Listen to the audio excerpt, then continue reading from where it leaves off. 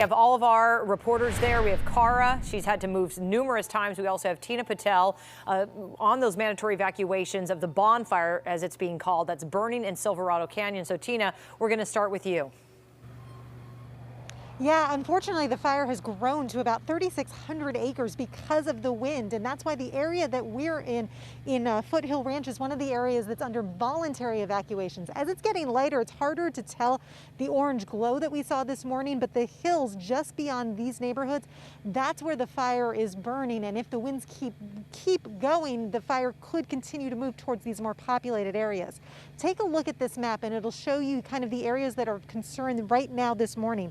Those areas in red, that's where there's mandatory evacuations, where the fire is burning right now.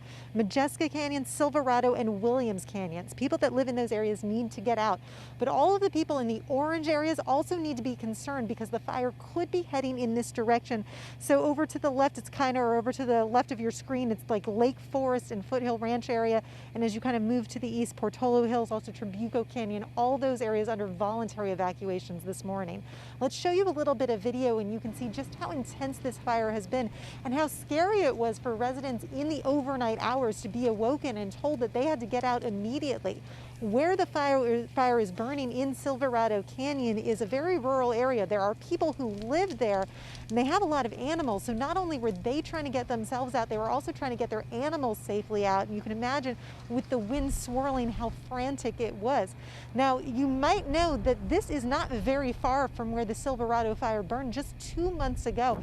A number of residents that we talked to say that they have been dealing with this over and over the last few months, having fires come up, especially when those winds are gusting.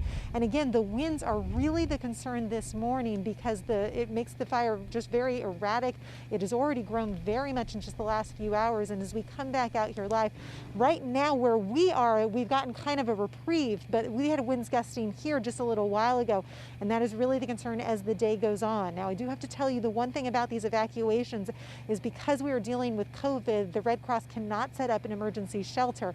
They do have an area at Santiago Canyon College where they are set up if people need to go and get information, but they're asking if you do need to evacuate, if you can find friends or family that are out of the fire's way, that is the safest thing to do right now. Because again, we just keep having more things to deal with, the winds, the fire, and of course COVID. We'll send it back to you guys in the station. Thank you, Tina.